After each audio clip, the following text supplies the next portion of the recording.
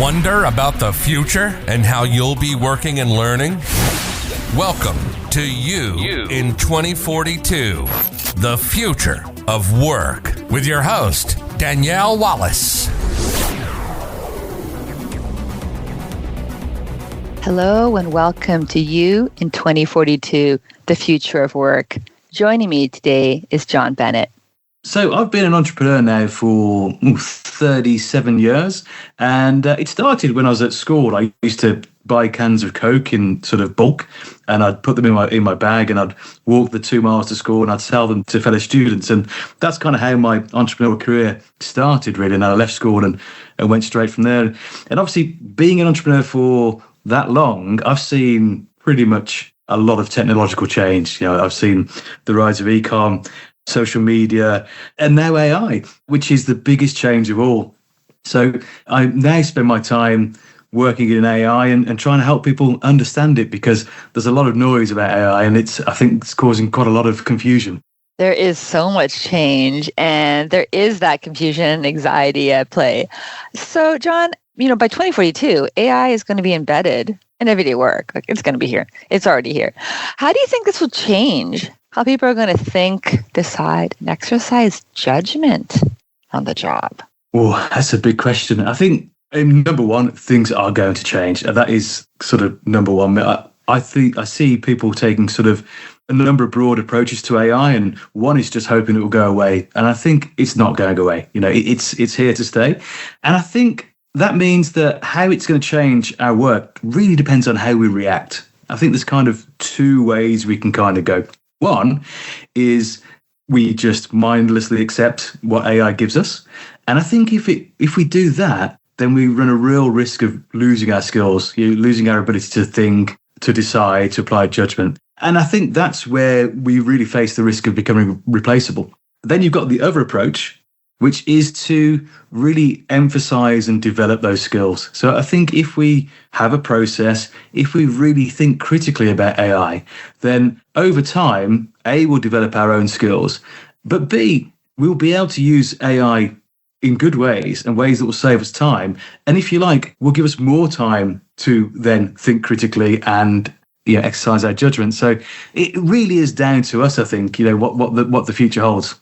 And that future, that's really what the promise is. The latter is the promise that we keep hearing and seeing, but yet we're still mirrored in the fact that that's not necessarily guaranteed. 2042, we might not be in that route, especially as workplaces get faster and more automated. And it is so easy to lose that thinking skills. I even think of myself, like it's now, because various generative AI is just so integral and part of my life, I find myself even like surrendering my thinking. So do you think with all that at play, do you think skepticism and critical thinking then will actually become less common or more valuable or rare in the future?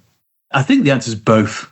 So I think they're going to be increasingly valuable. I think that ability to think critically, to be skeptical, I call it productive skepticism. So it's that ability to be open to things, but also evaluate them critically, I think is going to be increasingly important, especially as AI becomes more powerful and more prevalent. But I think if we don't exercise them and we just mindlessly use AI, they'll become less common. So I think we're looking at skills there that will become increasingly important, but fewer people will have them. Do you think that we're facing an atrophy of our critical thinking skills? Absolutely. So the example that I use quite often, years ago, we used to use maps to navigate. So, we'd be going on a journey, we'd look at the map, and of course we couldn't read the map while we were driving. So then we'd put together in our mind, okay, well, I need to take this road, and then at that junction, I need to take that road. I don't know how many of us can do that anymore, because now we just have sat nav or navigation app. For me, my watch gives me, I think it's 3 beeps when it's a left and 5 beeps for a right. All that's gone. That ability to read a map. And I think we have that same risk with our critical thinking and, our ability to make decisions. Ooh, that's so interesting. So in this future then, when technology is shaping so much of our work, maybe our over-reliance stemming from today now on AI, how do you think people will end up feeling more grounded, human, or even having to acquire or use, or maybe I'm not, those critical thinking skills we just mentioned? I think there's a number of elements there. So one is just using those skills. So this is kind of where I try and help people, is to approach AI from that perspective of making sure you start with human intent. You really have a good, strong understanding of what you're trying to achieve, and applying your own expertise and skills to whatever the AI comes up with. So treating whatever AI gives you as a draft, it's not the answer. Using your expertise then to mold and go back. And in the end, applying judgment, taking responsibility. Am I prepared to stake my name and my career on this piece of work? So I think the first part is applying those human elements. But I think the other part that you mentioned in your question was about staying grounded and feeling human. And I think there's a lot to be said for human interaction. So, a lot of the work that I do is on how we interact with AI. But I think also at the same time, we need to really emphasize our human interaction. So, whilst we're working on our better skills at AI, making sure that we're still talking to people. If we're unsure about it, talking to colleagues or talking to friends about it, joining communities. And, if AI saves us some time, then maybe we just use a little bit of that time to re-engage in face-to-face conversation. Oh, so these are good practical pieces. Firstly, this idea of exercising our critical thinking now when using various generative AI by thinking of it as a draft, like you said, firstly. Secondly, using our judgment, our thinking skills on that entire piece. And then thirdly, with time savings, is seeking out other human interaction to get validation, using that potential time savings not just to do more of more, but actually to create that humanness, the missing piece that is otherwise void within that work cycle.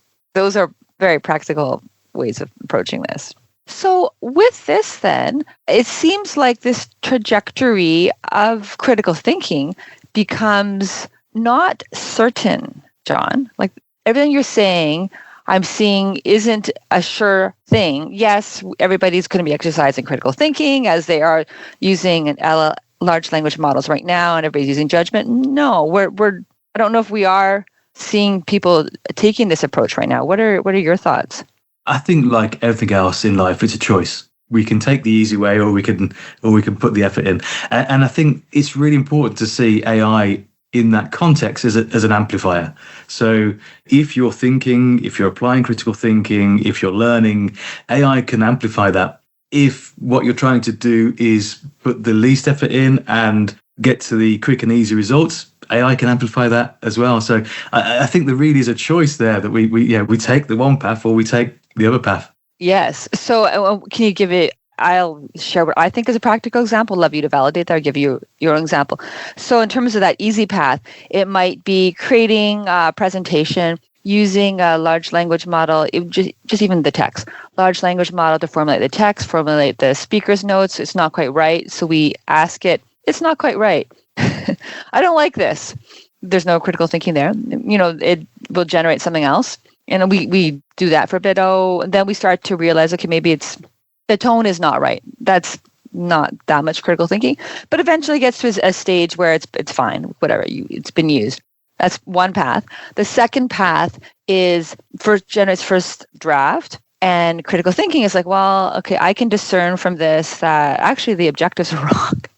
Like the objectives are wrong. This is not the angle. I need to have a tighter reframing of the audience. I actually need to think about who the audience is. Now that I know who the audience is, I can either adapt it myself, or I can now use a large language model to refine the audience and their benefit-focused statement that resonates with them. Like, is the first an example of surrendering my thinking to AI, and the second one an example of me using my judgment to go on path two? I think it's really interesting because there's always an intensity or a flexibility in how much thinking you give. And actually, I mean, even your first example, there was some critical thinking there. You didn't just mindlessly accept what the AI gave you. So for me, kind of the archetypal examples of mindlessly accepting are this thing where, you see all this stuff on LinkedIn at the moment where there's this whole backlash against M dashes. Now, I'm British, so we don't generally use M dashes at all, ever. Mm-hmm. And I do know that they were used before AI, so they're not an AI invention as people try and say they are. I've got plenty of books on my bookshelf where there are M dashes, but they've been used in those old texts with thought. I think what's happening here, why there's this whole backlash, is because people are using them in places where they weren't used before because they're just taking the output of the AI. They're not applying critical thinking. So for me, that whole thing where you read the stories of, these things about the M dashes, or there's just something in the news today in the UK where a police force used AI in a report and it completely made up some results about something that happened at a football match. That to me, that's the mindlessly taking it. You're taking it output from the AI and you're not even thinking about whether it's correct or not. The far end of the example is like the one that you said, where you're getting really, really clear about your human intent. You're using your expertise in what I call human intervention to, go into a dialogue with the results, and then you're using judgment and accountability at the end.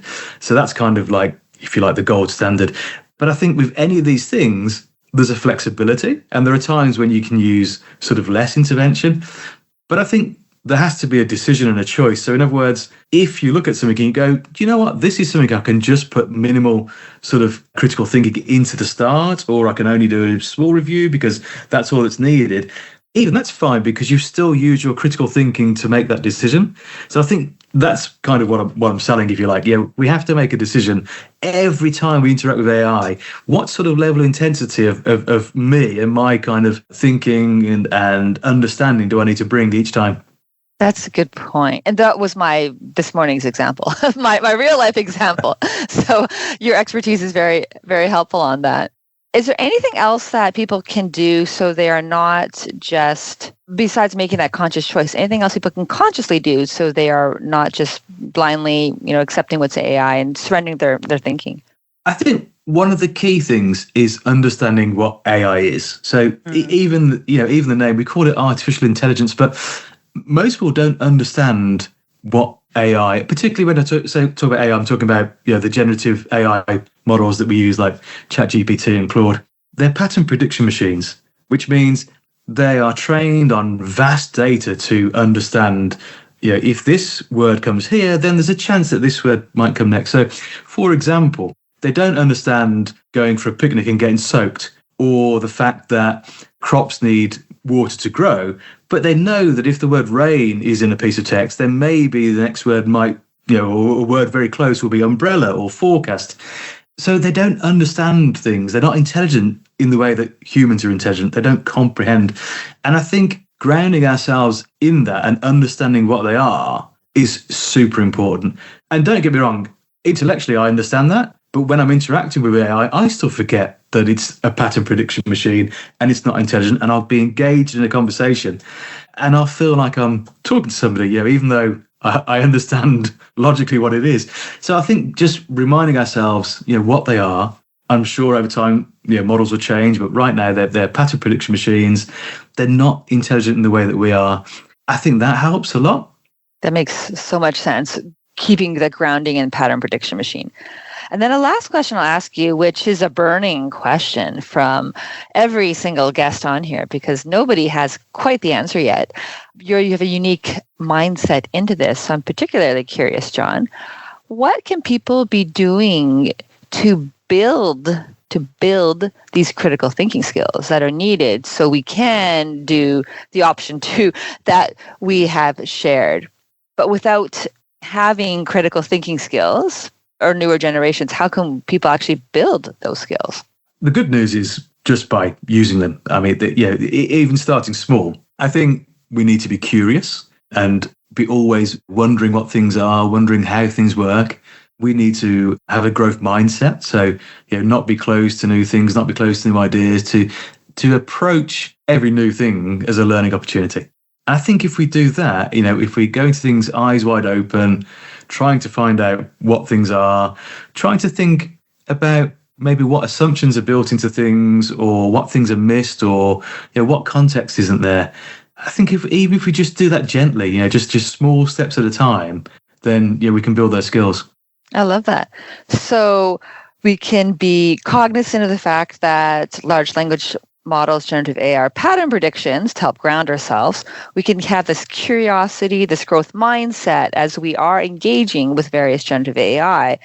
So we realize when we're creating, at least at this point in time, is a draft, and even in the future, it is always something that requires our judgment to discern if the output is useful. And then adding in the element of engaging with other humans, whether it's on that particular complex piece or it's in the world in general. I think all of that is what I'm hearing you say allows us to be able to march forward with AI as that partner with us, but not with us just blindly following it into the unknown.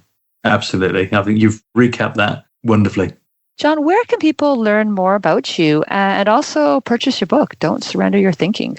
So the book is available on all online booksellers. But in terms of the other things I do, the best place really is to visit my website, which is formidably.com.